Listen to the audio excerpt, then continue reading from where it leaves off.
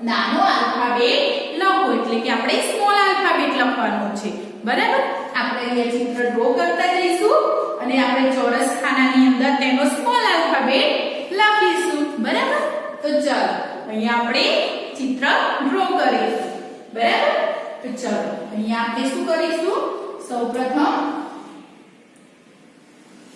A for apple A for apple તો આ ચિત્ર શેનું અહીંયા આપણે ડ્રો કર્યું છે A for apple નું બરાબર છે તો A for apple તો અહીંયા આપણે શું કરીશું આપણે ચોરસ ખાનાની અંદર A for small A for apple લખીશું એટલે કે આ કયો આલ્ફાબેટ કહેવાય સ્મોલ આલ્ફાબેટ કયો આલ્ફાબેટ છે આ સ્મોલ આલ્ફાબેટ અહીંયા ચિત્ર શેનું આપણે ડ્રો કર્યું છે એપલ નું બરાબર છે અને અહીંયા આપણે કયો આલ્ફાબેટ લખ્યો A for apple A for apple બરાબર છે ચલો આપણે એવી રીતે આપણે આગળ જોઈએ બરાબર અહીંયા આપણે ચિત્ર દોરીશું હવે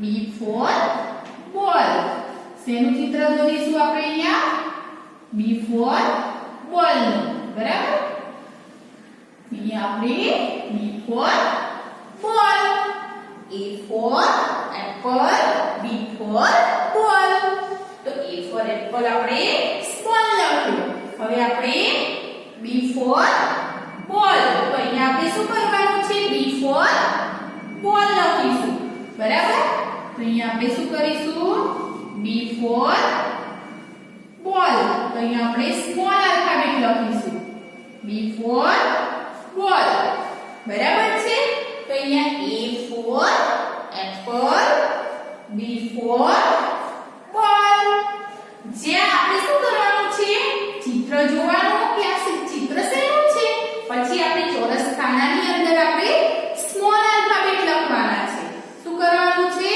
સ્મોલ આલ્ફાબેટ લખીશું બરાબર છે ચલો એવી રીતે આપણે શું કરીએ આગળ C for cat આપણે શું દોરવાનું છે cat દોરીશું બરાબર તો અહીંયા આપણે શું કરીશું cat દોરીશું બરાબર છે અહીંયા cat આપણે ડ્રો કરીશું અને પછી આપણે શું કરીશું આલ્ફાબેટ લખીશું બરાબર છે શું કરીશું આપણે આલ્ફાબેટ લખીશું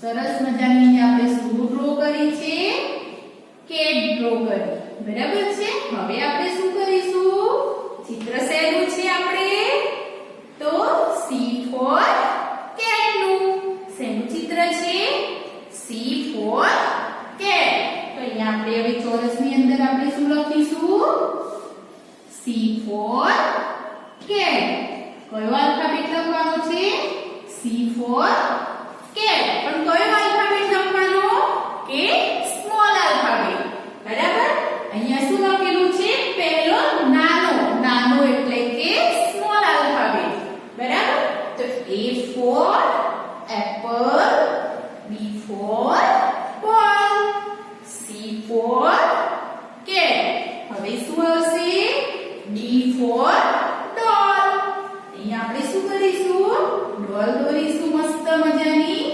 અહીંયા નાની નાની ડોલ દોરીશું બરાબર છે ઓકે સરસ આપણે શું કરીશું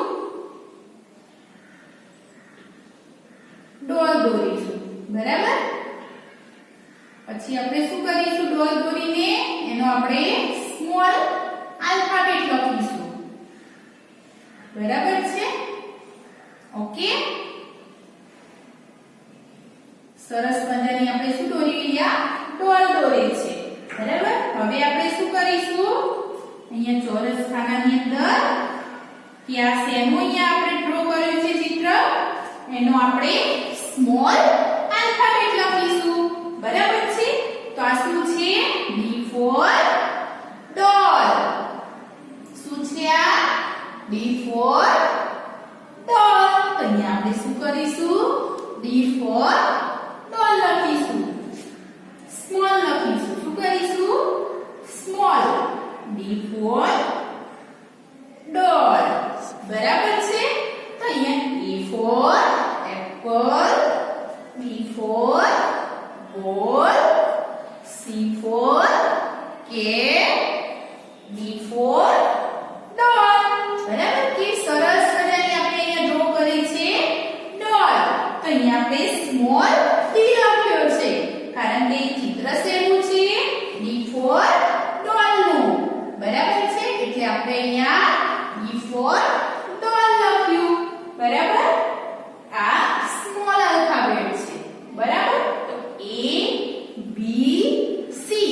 પછી શું આવે ડી. ડી પછી શું આવે E for elephant. શું આવશે E for elephant.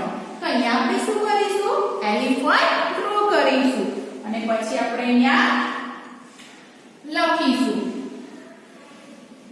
બરાબર શું કરીશું આપણે એલિફન્ટ ડ્રો કરીશું. બરાબર છે ઓકે. તો જુઓ અહીંયા આપણે અહીંયા સરસ મજાનું શું કર્યું એલિફન્ટ અહીંયા ડ્રો કર્યો છે. બરાબર ઓકે. હવે આપણે શું કરીશું અહીંયા શું લખીશું સ્મોલ આલ્ફાબેટ લખવાનું છે. તો E for elephant લખીશું. બરાબર છે.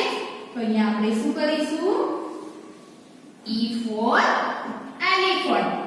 તો કયો લખવાનો છે આપણે સ્મોલ લખવાનો છે. બરાબર છે. તો E for elephant. E for elephant. E for elephant. બરાબર છે. તો હવે આપણે A B C. C પછી શું આવે D. D પછી E.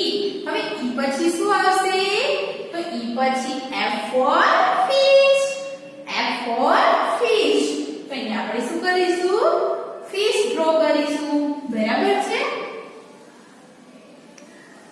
સરસ મજાની અહીંયા શું કરીશું અહીંયા fish ડ્રો કરીશું. બરાબર છે.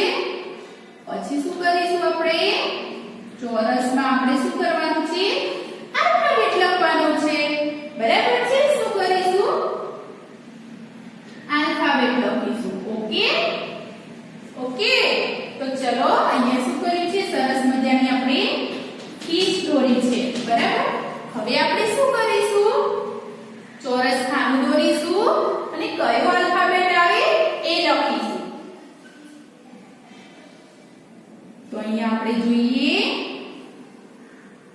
કે E for શું છે એલિફન્ટ. એલિફન્ટ પછી F for fish.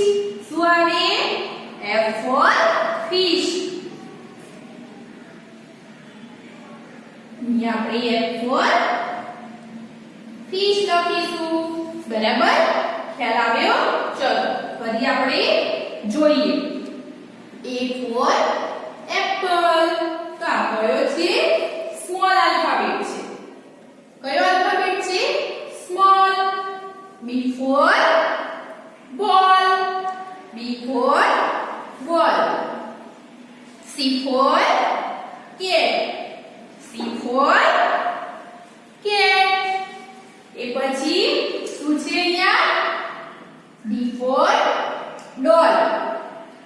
શું છે આ ચિત્ર શેનું છે D for doll નું. એ પછી જોઈએ અહીંયા આ શેનું ચિત્ર છે તો એલિફન્ટ નું. બરાબર છે.